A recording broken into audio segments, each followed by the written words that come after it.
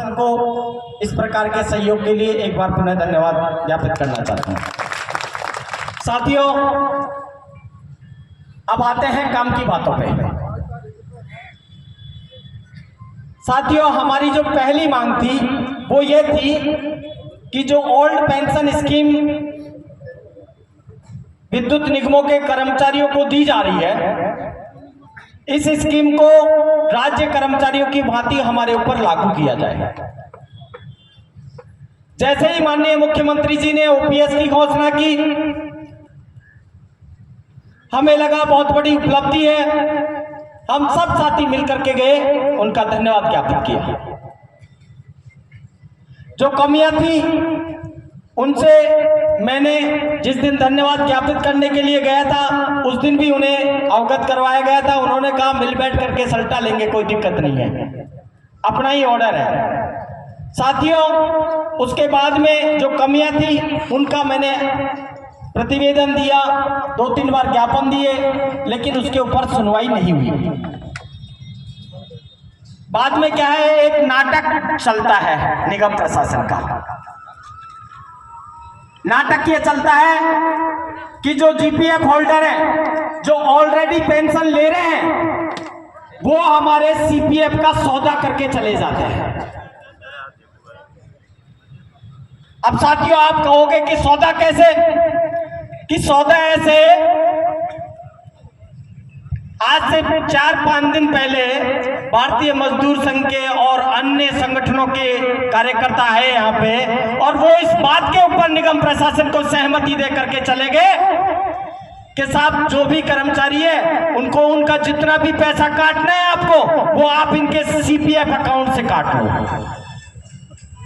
साथियों, CPF account कोई CPF account नहीं है, वो हमारी एफडी है, फिक्स्ड डिपॉजिट। जिस दिन चाहे उस दिन हम उस पैसे का इस्तेमाल कर सकते हैं। आप बताइए साथियों, क्या ये सही है? बिना हमारी आवश्यकता के कोई हमारी एफडी को तोड़ दे, क्या इस बात से आप सहमत हो? जब हमें आवश्यकता ही नहीं है, जब हम पहले से ऑलरेडी पेंशन के लिए पेंशन फंड में पैसा जमा करवा चुके हैं ईपीएफ के रूप में, फिर हम दोबारा से पेंशन के लिए किस बात का पैसा कटवाएं? साथियों, वो सौदा उन्होंने इसलिए किया कि अब जो रिटायरमेंट लोग हो रहे हैं या जो पहले रिटायरमेंट हो चुके हैं, उनके पास में पेंशन फंड नहीं है जीपीएफ का। वो ये चाह रहे हैं कि कैसे भी करके इन सीपीएफ वालों का पैसा इधर आ जाए फटाफट, तो फटाफट से हमारी जो पेंशन है, जो 2 महीने 3 महीने 4 महीने से रुकी हुई है, वो वापस हमारे खातों में आ जाए।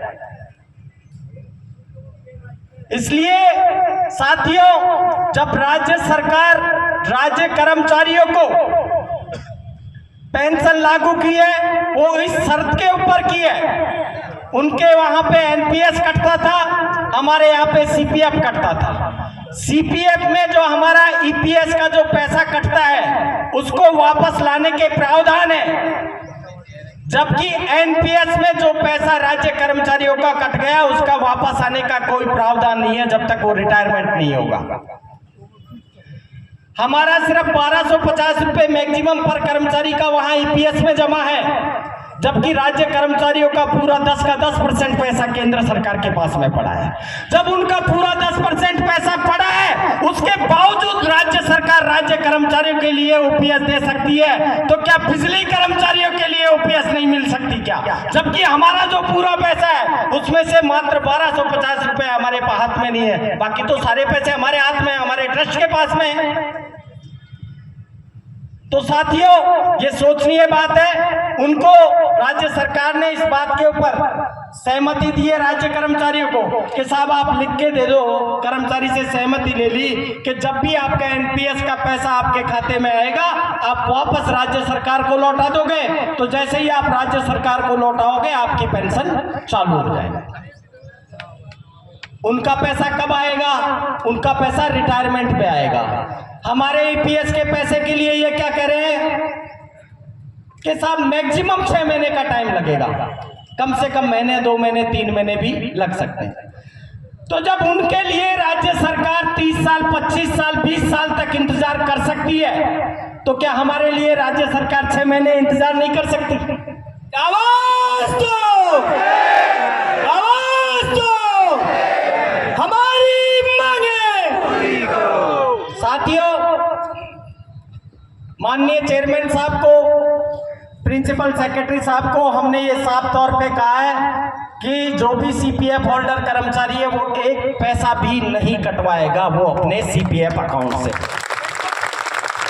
आप चाहो तो कर्मचारी से लिख करके ले सकते हो कि भाई उसकी जो ईपीएस की राशि है उसको आप निकलवा लो, और जो जिस किसी भी अकाउंट में डालना है डालो, हमें पेंशन चाहिए। इस बात के ऊपर वो सहमत हुए हैं। इसके लिए एक बार जोरदार तालियों के साथ में उनका अभिवादन।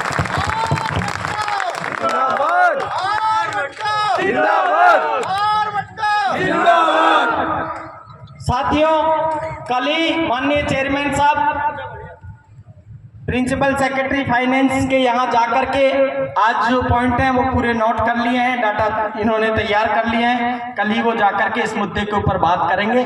और जहां तक है, माननीय मुख्यमंत्री जी महोदय ने ये कहा है कि भाई जो भी कमियां हैं उनको अतिशीघ्र दूर कर दिया जाएगा। यदि ये पॉजिटिव रूप से यदि ये लोग लिख करके ले गए तो मेरी गारंटी है माननीय मुख्यमंत्री जी इस बात को टर्न डाउन नहीं करेंगे कि साहब इनको है जो 6 महीने बाद में पैसा आ रहा है इनको पेंशन मत दो। 100% वो यस करेंगे इस बात के लिए। तो साथियों, ये हो गई हमारी पहली मांग। हमारे पास में पहली बात तो जो कटौती के आदेश जारी होंगे वो रोक देंगे, चेयरमैन साहब ने कहा है। अभी फिलहाल मैं वो रुकवा देता हूं। और यदि आ भी जाते हैं तो किसी भी कर्मचारी साथी को सीपीएफ में से कटौती के लिए अनुमति नहीं देनी है। और आज कितनी तारीख हो गई? 22 जून। 30 जुलाई तक हमको इन्होंने तारीख दे रखी है वापस पैसा जमा कराने की। ठीक है, टाइम बढ़ा दिया ना, 30 जुलाई कर दिया ना। थोड़ा मुंह से भी बोलो, ऐसे लगना चाहिए बिजली वाले।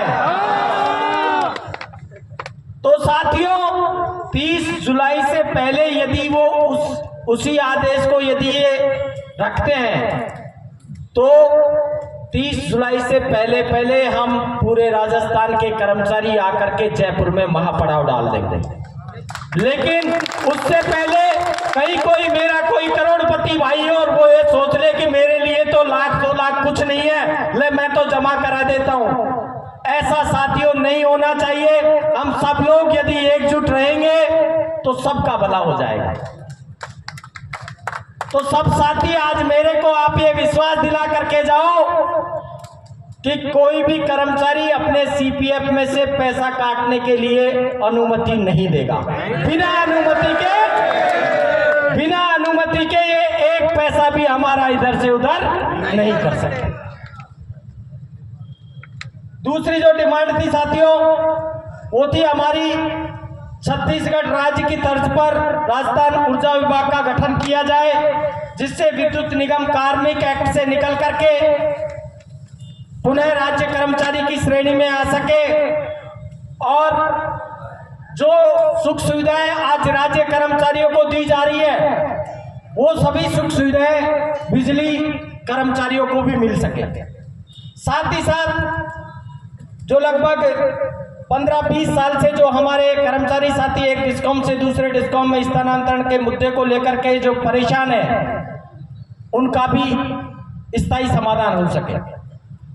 साथियों, इस मांग के ऊपर जब हमने ऊर्जा विभाग गठन की बात की कि साहब इस तरीके से छत्तीसगढ़ राज्य को है जो पुनः ऊर्जा विभाग गठित कर दिया गया है, तो उन्होंने कहा कि भाई ये यदि हो जाए तो बहुत अच्छी बात है।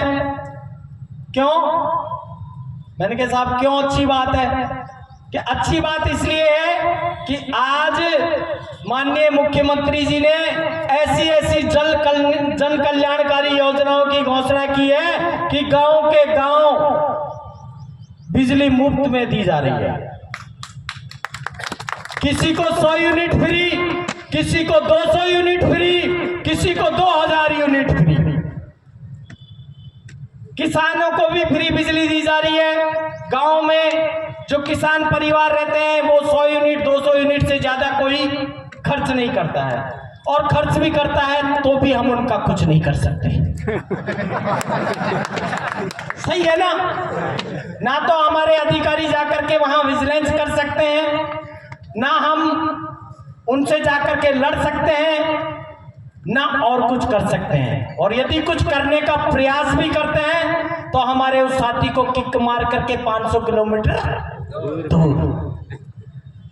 तो साथियों, इस वजह से आज का जो फाइनेंशियल इंप्लीमेंट जो है आज की डेट में, मैं कहता हूं कि निगमों की जो हालत है वो बहुत दयनीय हो जानी है। क्यों हो जानी है? जितना भी रेवेन्यू आता था वो लगभग आज की डेट में हमारा 70% रेवेन्यू डाउन हो गया। किस वजह से डाउन हो गया? पहले हम थोड़ा बहुत तो 100 200 300 रुपए तो कम से कम किसानों से लेते ही थे। जो घरेलू उपभोक्ता थे गांव के, वो भी 200-300 कम से कम, ज्यादा भी नहीं तो स्थायी शुल्क तो वो हमको देते ही देते थे। आज वो जो रेवेन्यू तो हमारा वो पूरा का पूरा हमारा जीरो हो गया। तो जब मेन उद्देश्य है जनता की सेवा करना, विद्युत विभाग का, अन्य जो विभाग है चाहे वो पीडब्ल्यूडी ले लो, चाहे वो पीएचईडी ले लो, जितने भी विभाग है जो जन कल्याणकारी योजनाओं के लिए है, जनता की सेवा के लिए है। फिर जो बिजली वाले हैं वो क्या कर रहे हैं? ये भी जनता की सेवा कर रहे हैं। तो इसलिए जन कल्याणकारी योजनाओं को देखते हुए सरकार को इस विभाग को निगमों से निकाल करके और ऊर्जा विभाग बना देना चाहिए, ताकि सरकार जितनी भी सब्सिडी दे, जितना भी दे, खूब आराम से दे। क्या आपत्ति है? ना कर्मचारी से पूछा जाएगा अब भाई घाटा है क्या है। आज साथियों, हम 4 रुपए यूनिट में बिजली खरीद करके 10 रुपए यूनिट में बेच रहे हैं, फिर भी हमारे डिपार्टमेंट के अधिकारियों से जाकर के कहते हैं कि साहब ये मांग पूरी करो, कि ये कैसे करें, हम तो घाटे का डिपार्टमेंट है। अरे भाई, ऐसी कौन सी दुकान है 4 रुपए की चीज खरीद के 10 रुपए में बेच रहे हैं, फिर भी काई का घाटा है? कोई समझाओ तो सही, किस बात का घाटा है? कोई ये भी कहने वाला नहीं है अब किस वजह से घाटा है। इनको सब पता है, सरकार को सब पता है, लेकिन सरकार ये कहती है कि हमें पता नहीं है। अब यार, आंकड़ों में घाटा दिखा रखा है बेचने के लिए, इसका तो हम भी कर क्या सकते हैं? पहले चलो गांव वाले ऐसे करते थे, कोई पैसा नहीं देते थे, अब तो हम पूरे 12 महीने ही रिकवरी करते रहते हैं। 100% से नीचे कभी रहती नहीं है हमारी रिकवरी रेट, और साथ में VCR भी भरते हैं। तो इस प्रकार से साथियों, घाटे का डिपार्टमेंट नहीं है हमारा, बहुत बेनिफिट का है, डबल बेनिफिट का डिपार्टमेंट है। यहाँ तक अनऑथोराइज जो माननीय CPO साहब हैं, जिनसे अभी हम मिलके आए, उन्होंने कहा कि बहुत बेनिफिट का है, लेकिन यदि इसको पॉलिटिकल फ्री कर दें तो हम इसको दुगने बेनिफिट में ला सकते हैं, इसी स्टाफ से और इसी मैनेजमेंट से। लेकिन पॉलिटिकल इन्वॉल्वमेंट की वजह से हम कुछ नहीं कर पा रहे हैं। हमें पता है कि ये अधिकारी भ्रष्ट है, फिर भी हम उसके खिलाफ कार्रवाई नहीं कर सकते, क्योंकि MLA साहब का फोन आ जाता है कि ये तो यही रहना चाहिए। तो साथियों, जो घाटा है वो मिसमैनेजमेंट का है, कर्मचारियों की वजह से कोई घाटा नहीं है। और साथियों, मैं तो कहता हूं आगामी जो लड़ाई हमें लड़नी चाहिए वो इन निगमों को विभाग बनाने की लड़ाई हमारी होनी चाहिए। तभी साथियों हमारा भविष्य सुरक्षित है। क्योंकि आपको पता है कि आज बीच में महीने 2 महीने क्या हो गया था, हमको टाइम पे सैलरी नहीं मिल रही थी। कभी 7 तारीख को आ रही थी, कभी 10 तारीख को आ रही थी, कभी 5 तारीख को आ रही थी। तो आने वाले समय में यदि सरकार हमें सब्सिडी का पैसा नहीं देती है तो हमको तनख्वाह कहां से मिलेगी? हमारा रेवेन्यू तो इतना है नहीं, तो हमें तो तनख्वाह लेने के भी लाले पड़ रहे हैं। अभी चेयरमैन साहब उत्पादन वाले कह रहे हैं कि साहब ये वितरण वाले हमको तो पैसा देते हैं, हम कोयला कहां से खरीदें? तो उन्होंने कहा तुम्हारे घर की बात है, तुम जानो और तुम्हारा काम जाने, तेरा भाई है ले ले तू। अब भाई कहां से दे? भाई क्या जेब से दे क्या? सरकार देगी जब देगा, सब्सिडी का पैसा है भाई, बिल जितने जमा होने थे वो तो हो लिए, लेकिन वहां जो मशीन है जो बिजली उत्पादन कर रही है वो तो डेली के 7 ट्रेन कोयला खा रही है, पहले 10 ट्रेन खाती थी, अब उसको 2 घंटे 4 घंटे हम बंद रखने लग गए, अब वो 7 ट्रेन खाने लग गई। लेकिन ऐसे बंद कर करके कब तक चलाएंगे? नुकसान तो हमें ही हो रहा है। तो साथियों, आगामी जो लड़ाई है वो हमारे ऊर्जा विभाग के गठन की होनी चाहिए। साथ ही साथ उन्होंने इंटर डिस्कॉम वालों के लिए एक बहुत बड़ी खुशखबरी ये है कि उन्होंने ये कहा है कि ज्यादा मैं कुछ नहीं कर सकता, डिपार्टमेंट क्या पता सरकार का मामला है, बने ना बने आप लड़ोगे, जाती हुई सरकार है, क्या पता बन जाए, लेकिन तीनों वितरण कंपनियों को मैं एक कर दूंगा।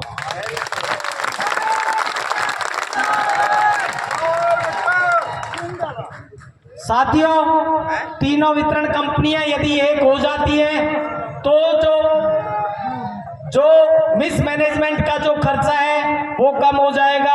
आज 3 MD बैठ रहे हैं, यानी कि 3 पेट भर रहे हैं। अब वो कैसे भर रहे हैं वो आप लोगों को भी पता है कैसे भर रहे हैं। वो 3 पेट हट जाएंगे, फिर 1 पेट हो जाएगा, और 1 पेट जो रहेगा वो भी IAS ऑफिसर रहेगा। ऐसा नहीं है कि साहब ये उठा करके लिया है, साहब कौन है कि साहब जो भी है साल भर के लिए संभालो, ये आपके मालिक हैं। तो वो साल भर वालों को नौकरी डालने का डर नहीं रहता साथियों, रहता है क्या? आप बताइए। साल भर के लिए मेरे को MD बना दे कोई, तो मैं क्या कसर छोड़ूंगा? मेरे को पता है कि बेटा तू अगले साल 31 तारीख को मर जाना है, तो मैं जितने काम होने हैं मेरे को पता है, मेरी डेडलाइन क्या है, तो मैं क्या कसर छोड़ दूंगा? जितना करना है रात दिन करूंगा। उनको पता है कि मेरी डेडलाइन 31 मार्च है, उससे पहले वो जितने सौदे करना है, जितना बेचना है, जितनी जेब भरना है भरेगा, और यही काम हो रहा है। इसी की वजह से आज विद्युत निगमों के लिए लोग कहते हैं फाइनेंस आपको।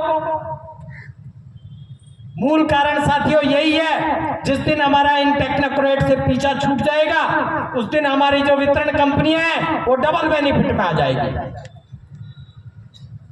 तीसरी जो साथियों हमारी जो मांग थी वो हमारे 2015 के हड़ताल से जो पीड़ित साथी हैं, भाई चेतन जी दवे, भाई गौतम जी मेघवाल, हमारे भाई शंकर लाल जी सैनी, भाई वीरेंद्र यादव, और भी 2 कर्मचारी हैं। बाकी अन्य जितने भी कर्मचारी थे साथियों, उस समय पे लगभग 750 कर्मचारियों को 2015 की स्ट्राइक में सस्पेंड किया गया था। 4 सीटें दी गई थी। उन सभी के सभी कार्य डिस्पोजल हो चुके हैं। उनकी सबकी जो विभागीय इंक्वायरियां हैं उनमें उनको बरी किया जा चुका है। मुश्किल से 8-10 लोग होंगे। आज लोग फेसबुक के ऊपर लिखते हैं कि आपने तो 2015 की कार्रवाई ही निरस्त नहीं करवाई, आप इन मांगों को पूरा क्या करवा देंगे? तो क्या साथियों, यदि मैं 2015 की कार्रवाइयों को लेकर के यदि यहाँ पे धरना रखता आज, तो क्या आप लोग आ जाते? नहीं। सांसी कह दो भायाओ, माया मन की बताओ, नहीं आते, नहीं आता, कोई नहीं आता। साथियों, ये जो जज्बा है ये हमको अंदर से जगाना पड़ेगा। आज मैं लड़ रहा हूं, किसके लिए लड़ रहा हूं?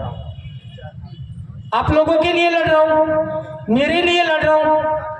लेकिन यदि नुकसान हो जाए तो इसकी जिम्मेदारी भी आप लोगों को लेनी चाहिए। जब ही तो मैं निर्णय होकर लड़ पाऊंगा। मेरे भी आप ही लोगों की तरह छोटे छोटे बच्चे हैं, वो भी रोटी खाते हैं। ये जितने भी पदाधिकारी हैं आप ही के भाई हैं, आप ही के समान पद पोस्टों पे लगे हुए हैं। जिस प्रकार से आप लोगों की मजबूरियां हैं उससे कहीं ज्यादा मजबूरियां हम लोगों की है, क्योंकि आप लोग सिर्फ वेतन लेकर के घर का खर्चा चलाते हैं, हम वेतन लेकर के संगठन भी चलाते हैं और घर भी चलाते हैं। आप बताइए, आपसे 10 सालों में कितनी बार चंदा ले लिया? मेरे जितने भी पदाधिकारी साथी हैं मैं इनको धन्यवाद देना चाहता हूं, चाहे वो मेरा उपखंड अध्यक्ष हो, चाहे वो प्रदेश अध्यक्ष हो, चाहे वो उपाध्यक्ष हो, सभी के सभी पिछले 10 सालों से अपने जेब से खर्चा लगा करके संगठन को चला रहे हैं। जितने भी बड़े कार्यक्रम हुए उनमें आप लोगों से 100 रुपए 200 रुपए से ज्यादा का कभी चंदा नहीं किया, और वो भी जिस जिले वाले ने दे दिया, जिसने नहीं दिया तो कोई बात नहीं। साथियों, फिर भी लोग ऐसे कहते हैं कि ये दुकानें हैं बहुत जल्द बंद हो जाएंगी। साथियों, आप लोगों की जायज मांगों के लिए दिन रात आप लोगों के लिए लड़ते हैं, फिर भी जब आप लोगों का अपेक्षित सहयोग नहीं मिलता है तो दर्द होता है साथियों अंदर से। हम लोगों को कोई दुकान कह दे, आप लोगों के लिए 12 महीने इस विद्युत भवन के चक्कर काटता रहता हूं पागलों की तरह। मेरे जो पदाधिकारी साथी है वो चक्कर काटते रहते हैं। दूसरे संगठनों के लोग क्या करें, जाएंगे ईएन साहब को बोलेंगे, एक्शन साहब को बोलेंगे, साहब ये कर्मचारी इसको सस्पेंड कर दो, 10,000 दिलवा दूंगा। वो सस्पेंड करवाता है, 2 दिन बाद में 20,000 कर्मचारी से लेता है, 10,000 अपनी जेब में डालता है, 10,000 अफसर को देता है। क्या ऐसा करने लग जाऊं मैं भी? नहीं। जब आप लोगों को अच्छा लगेगा, आज तक किसी भी आरवटका के पदाधिकारी ने यदि आपसे 1 पैसा रिश्वत में लिया हो तो बता दीजिए, आप यही टर्मिनेट करूंगा, उसको पद से पद मुक्त करूंगा। जितनी ईमानदारी से कार्य करते हुए यदि कोई दूसरे संगठन का व्यक्ति ब्लेम लगाता है और जब कोई नहीं बोलता आप लोगों में से तो दिल दुखता है साथियों। ऐसे अंदर से आवाज आती है, किसके लिए लड़ रहा है, किसके लिए दौड़ रहा है, किसके लिए भाग रहे हो? नहीं करना साथियों, आप सब एक परिवार के सदस्य हैं। आप सबको लड़ना पड़ेगा इन चोरों से, इन शासन से, सरकारों से। किसी से नहीं डरता, आप साथ में हो, आप जल्द के लिए तैयार हो। आवाज दो, आवाज दो, पृथ्वी तुम संघर्ष करो, हम तुम्हारे साथ हैं। पृथ्वी तुम संघर्ष करो, हम तुम्हारे साथ हैं। लेकिन साथियों, संघर्ष करो, कि आज मैं आप लोगों को बोल रहा हूं, ये मैं कभी सहन नहीं करूंगा कि कोई दूसरे संगठन का व्यक्ति मुझे चोर कहे और फिर आप चुपचाप उस पोस्टर को पढ़ करके और फॉरवर्ड करते रहो। उनको जवाब दो, उसी वक्त उनको जवाब दो। ये साथियों होना चाहिए। चौथी जो साथियों मांगे, और यदि आप लोगों को ऐसा लग रहा है कि मैं सही ढंग से काम नहीं कर पा रहा हूं तो कोई बात नहीं साथियों, अभी के अभी आप मेरा इस्तीफा स्वीकार करो, मैं इस्तीफा देता हूं। अरे नहीं, ऐसा नहीं है साथियों, कभी भी हमने लड़ने में कोई कोताही नहीं बरती। लेकिन जब लोग लिखते हैं कि सब संगठनों के जो नेता हैं सारे एक जैसे हैं, सारे चोर हैं, और फिर आप लोगों में से कोई नहीं बोलता, तो फिर हम ये सोचते हैं कि यार उनमें हमने कोई फर्क नहीं है, हमने फालतू में ये जो इतनी जूते चप्पलें कसते, कोई मतलब नहीं है। साथियों, हमें ऐसा नहीं लगना चाहिए कि भाई कर्मचारी है जो अपने स्वार्थी है।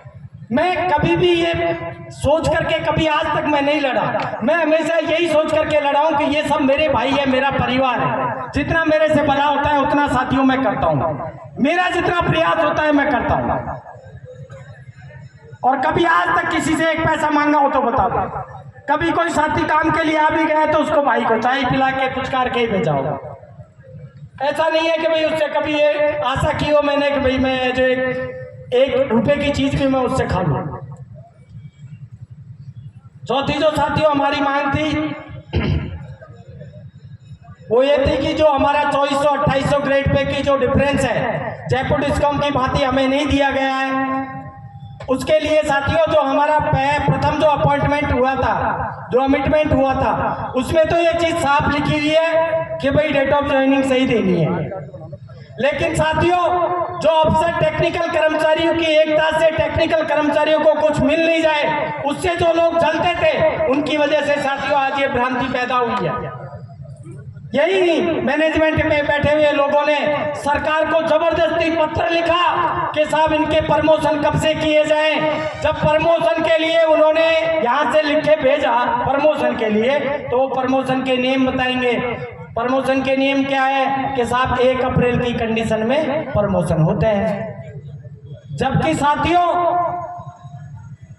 हमारे लिए जो होना था वो अपग्रेडेशन होना था। अपग्रेडेशन के तहत हमें डेट ऑफ ज्वाइनिंग से मिलना था। अब इन्होंने फाइल वित्त में भेज रखी है, उसके ऊपर 7 करोड़ रुपए का फाइनेंशियल बर्डन है। मैं ये कहता हूँ, चेयरमैन साहब ने कहा है भाई बहुत जल्द मैं इसको करवा दूंगा। अभी मैं संडे को ही इसके ऊपर फाइनेंस वालों से माथापच्ची करके आया हूँ। अभी है जो आपके जो पदनाम चेंज है उसकी मांग पूरी की है, तो क्या मैं 10-5 दिन में वापस इसको है जो रिव्यू करवाता हूँ, कोशिश करूंगा इसको करवाने की। लेकिन साथियों, जब तक हम लोग बैठेंगे नहीं ना टिक करके, जब तक ये कुछ नहीं सुनने वाले। ये मेरे को पिछले 4 साल से कह रहे हैं फाइनेंस में भेज रखी है, लेकिन चला नहीं रहे हैं। फाइनेंस वाले भी जब ही कर पाएंगे, कब कर पाएंगे? जब हमारा प्रेशर रहेगा तब जाकर। दूसरा साथियों, मैं जो चेतन जी भाई साहब वाली जो हड़ताल पीड़ित वाली जो बात थी वो मैं बीच में छोड़ गया। जिन कर्मचारियों की 2 अपील नहीं हुई है, जिनके खिलाफ कोई भी पेंडिंग है कार्रवाई, यदि उनकी 2 अपील नहीं हुई है, सेकंड अपील, तो वो अपनी सेकंड अपील कर दे, उसका निस्तारण कर दिया जाएगा 0 पनिशमेंट में। दूसरा साथियों, अब जो हमारे ये जो चारों साथी है, इनकी दोनों अपील हो चुकी है। इनका निस्तारण करने से इन्होंने मना कर दिया है कि भाई कोई प्रावधान नहीं है, कोर्ट ही एक रास्ता है। फिर भी साथियों, सरकार लेवल पे मैं और प्रयास करूंगा। आप लोगों को सदैव इनके प्रति मान सम्मान रहना चाहिए, जिसकी वजह से इनका डिमोशन हुआ। इन्होंने कोई गलत काम नहीं किया था, कोई ये रिश्वत लेते हुए ट्रैप नहीं हुए थे। आप लोगों के लिए लड़ते हुए इनके खिलाफ कार्रवाई हुई थी। इनके प्रति आप लोगों की सिंपैथी हमेशा रहनी चाहिए। कोर्ट में हालांकि मैटर चल रहे हैं चारों साथियों के, भगवान करे कोर्ट से हमारा पॉजिटिव आए और इन साथियों का जो आत्मसम्मान है, जो स्वाभिमान है, जो इनको नुकसान हुआ है, वो पुनः इन्हें मिल सके। हमारी तरफ से, संगठन की तरफ से, एसोसिएशन की तरफ से जो भी सहयोग होगा वो हम लोगों को भी करना चाहिए। धन्यवाद साथियों। दूसरा साथियों, जो हेल्पर सेकंड के जो कर्मचारी हैं, जिनकी 1750, 1850 जो ग्रेड पे है, वो 2000 की जाए। इसका जो L4 वाला जो मुद्दा था वो उन्होंने अभी फिलहाल करने से मना कर दिया है। उन्होंने यह कहा है कि फाइनेंस वाली तो कोई बात ही मत करो, बिजली कंपनी है तो घाटे की कंपनी है।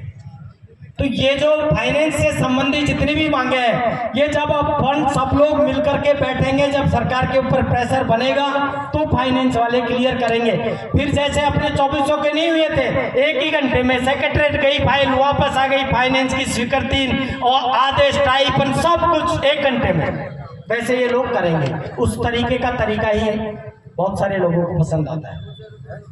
दूसरा साथियों, RGHS स्कीम है, उसके ऊपर हमारा जो पेमेंट है वो राज्य कर्मचारियों के समान ही कट रहा है। उसके ऊपर काफी लंबी चौड़ी डिस्कस हुई है, पहले में पूर्व में भी हुई है, मेरी कल भी हुई थी, आज भी हुई है। ये जो मैटर है ये पूरा 1 लाख कर्मचारियों का है जो भी निगम बोर्डों के हैं। तो ये जो मुद्दा है माननीय CM साहब तक पहुंचा हुआ है, बहुत जल्द ये मुद्दा सॉर्ट आउट कर दिया जाएगा, और नहीं होगा तो फिर अपन बैठ ही रहे वापस। बाकी आर ड्यूटी अलाउंस का पहले इन्होंने प्रपोजल भेजा था, वो रद्द होकर के आ गया है। और वही है जो फाइनेंस से संबंधित जो मांगे हैं उनके लिए इनके पास में एक ही जवाब है, साहब हम कुछ नहीं कर सकते, सरकार करेगी। दूसरा साथियों, अनुकंपा वाले जो कर्मचारियों का जो मैटर है वो लगभग फाइनल स्टेज के ऊपर है, वो बहुत जल्द पूरा हो जाएगा। उसमें कुछ एक टेक्निकल पेज है, वो बहुत जल्द सॉर्ट आउट कर लिया जाएगा और वो बहुत जल्द होने की संभावना है पूरी। लेकिन साथियों, इसके ऊपर जो अन्य संगठनों के लोग हैं वो आकर के जो इन लोगों से, चेयरमैन साहब से, इनसे कहते हैं, वो मैं आपको बात बता रहा हूं। वो ये कहते हैं कि साहब जो हेल्पर सेकंड लगा था या हेल्पर फर्स्ट लगा था, जो अनुकंपा पे लगा था, जिसका प्रमोशन हो गया, जो 2400 ऑलरेडी ले रहा है, जो 2400 ऑलरेडी ले रहा है उसको LDC बना दिया जाएगा। आप बताओ साथियों, अरे मेरा नाम यदि मेरे घर वाले कलेक्टर रख देते तो क्या मेरे को कलेक्टर का कोई वेतन दे देता क्या? ओनली सिर्फ नाम एलडीसी करने से क्या फायदा हो जाएगा? कुछ दाम भी तो बढ़ने चाहिए। मैंने इनको ये कहा कि भाई आप ये क्यों मांग रहे हो कि साहब जो पहले से 2400 ले रहे हैं उनको एलडीसी बना दो, इससे तो कोई फायदा नहीं हुआ। ऊपर से वो एलडीसी के कैडर में भी सबसे नीचे जाएगा, उसका कभी आगे प्रमोशन नहीं होगा, तो बेचारा रुल जाएगा उल्टा। मैंने इनको ये कहा कि साहब जो अपॉइंटमेंट के समय पे जो लोग 12वीं पास थे या जो आज की डेट में 12वीं पास है उन सबको एलडीसी बना दिया जाए। तो जो अपॉइंटमेंट की डेट में जो कर्मचारी एलडीसी बनेगा तो आज मान लो उसकी 9 साल की नौकरी हो गई, 10 साल की हो गई, 15 साल की हो गई, उस हिसाब से उसके आगे के प्रमोशन होने चाहिए। जब तो उसको 4 पैसे का फायदा, और नहीं तो पहले से 2400 ले रहा है फिर उसको एलडीसी बना करके सबसे नीचे डाल देंगे। आज की डेट में कम से कम टेक्निकल कैडर में वो टॉप मोस्ट तो है, उसके प्रमोशन होने की संभावना 99% है। यदि वो एलडीसी कैडर में चले गया तो फिर उसके कभी प्रमोशन हो पाएंगे क्या? नहीं, कभी नहीं हो पाएंगे। साथियों, अगर ऐसा होता है तो ये भी हमारे लिए धोखा होगा। और वो जो अन्य संगठन है जो ये कहते हैं कि साहब इसमें तो एक पैसा ही नहीं लगना, आप तो कर दो, वो यदि ऐसा करवाते हैं तो उनका हमें भरपूर विरोध करवाना है। ये आप लोग कान खोल करके सुन लेना। कहीं आप ये सोचो कि पेन पकड़ लूंगा ना ऑफिस में बैठ जाऊंगा तो बहुत कुछ कमा लूंगा, वो जमाना गया। साथियों, जो अपना हक है, जो अधिकार है, उससे कभी हमें कॉम्प्रोमाइज नहीं करना है। ये चीजें आपको सीखनी पड़ेगी।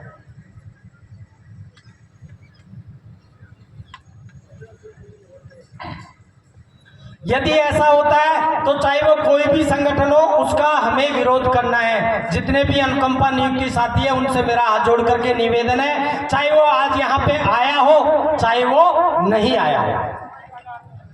साथियों, दूसरी जो कनिष्ठ अभियंता के पोस्टों के ऊपर डिप्लोमा होल्डर वाली जो मांग थी, उन्होंने कहा भाई कौन से डिपार्टमेंट में होता है? मैंने कहा साहब सारे डिपार्टमेंटों में डिप्लोमा होल्डरों को जेईएन बनाया जा रहा है, भर्ती ली जा रही है। विद्युत निगमों में 2007 के बाद में बंद कर दिया कि ठीक है इस मैटर को दिखवाते हैं। बजट घोषणा के अनुसार जो एफआरटी टीम लगी हुई है हमारी, जो जीएसएस पे जो साथी लगे हुए हैं, जो क्लस्टर पे लगे हुए हैं, उनके लिए बोला है कि माननीय मुख्यमंत्री जी की जो बजट घोषणा है उसकी अनुपालना अभी तक राज्य सरकार ने भी नहीं की है, उसकी जो प्रोसेसिंग है वो चल रही है। तो जैसे ही राज्य सरकार का नोटिफिकेशन जारी होगा उसको एज इट इज विद्युत निगमों में पारित कर दिया जाएगा। इसलिए ये बहुत ही खुशखबरी वाली बात है। जो संविदा वाले साथी, जो ठेकाकर्मी साथी है, उनके लिए उनको संविदा पर विभाग में नियुक्ति दे दी जाएगी और वो सिर्फ जो आईटीआई होल्डर है उन्हीं को ये नियुक्ति के प्रावधान होंगे। उसके अलावा साथियों, जो क्लस्टर का जो टाइम था जिसके टेंडर अभी तक नहीं हुए थे, वो टेंडर भी अभी वो आगे बढ़ा देंगे। इसके अलावा सीनियर इंजीनियर सुपरवाइजर पोस्ट अभी हाल फिलहाल क्रिएट करने का उनका कोई मूड नहीं है। दूसरा, प्रसारण निगम में 132 के भी जीएसएस पर इंजीनियर सुपरवाइजर पद क्रिएट करने के लिए उन्होंने कहा कि भाई जो भी फाइनेंस से रिलेटेड मांगे आप कहोगे तो हम तो यहाँ से बना करके भेज देंगे, फिर सरकार जाने ना आप जाने। ये साथियों हमारी पूरी मांगे थी। साथ ही ऑफिस वाले के लिए भी कहा है भैया जो ऑफिस है जो दे देंगे। कहने को तो ये पिछले 8-10 साल से कह रहे हैं कि भाई हम आपको ऑफिस दे देंगे, लेकिन इनको साथियों ऐसा लगता है,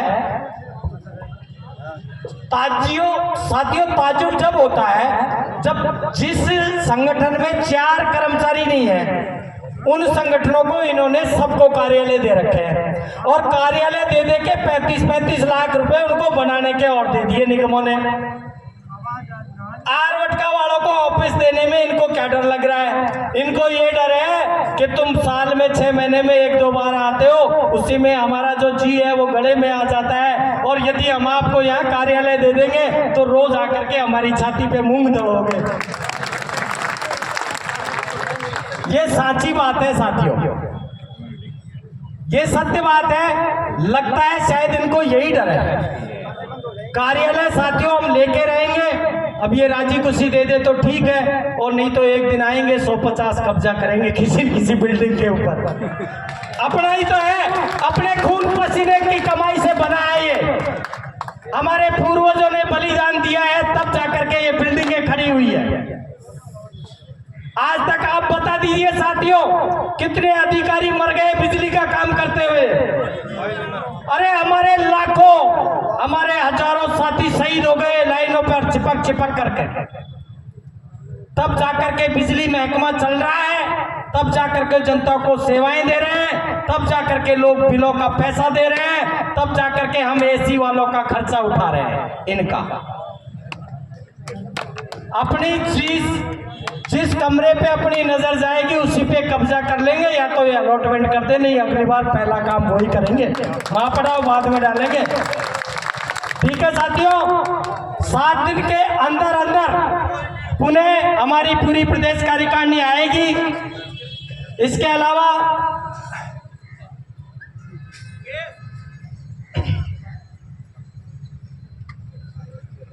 आप ही बताओ साथियों, क्या करें आगे?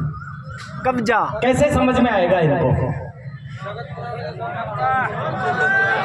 बोलो बोलो, कैसे समझ में आएगा इनको? आपके ऊपर है सब कुछ, क्या करना चाहिए 7 दिन बाद?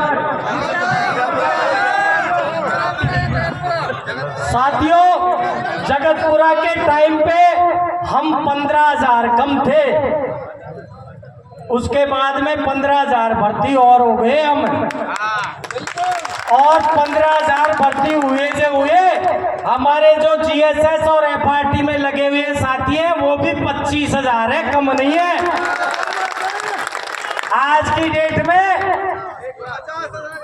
हम लगभग 70,000 से कम नहीं है किसी भी सूरत में। 70,000 का मतलब है राजस्थान का सबसे बड़ा संगठन। ये जितने महासंघ है ना, इनमें किसी भी महासंघ में 20,000 से ज्यादा लोग नहीं है। आप तो साथियों 7 दिन के बाद में मैं माननीय चेयरमैन साहब से एक बार आकर के पुनः पूछ लेता हूं कि हाँ साहब बताओ क्या क्या तो कर रहे हो और क्या क्या नहीं कर रहे हो। पूरी प्रदेश कार्यकारिणी को बुलाऊंगा, पुनः वार्ता करूंगा। यदि ये कुछ भी नहीं करते हैं तो उसी दिन आप लोगों को जगतपुरा के जैसे महापड़ाव की डेट दे दूंगा।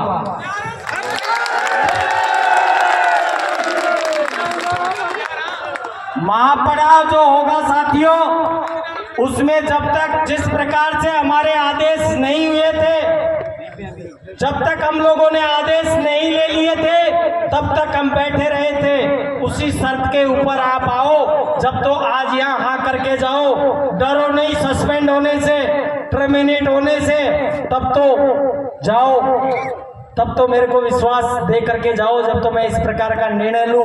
और यदि आप लोगों को डर लग रहा हो तो अभी मना कर देना भाई, पिछली बार की तरह कहीं हम बलिदान नहीं हो जाए।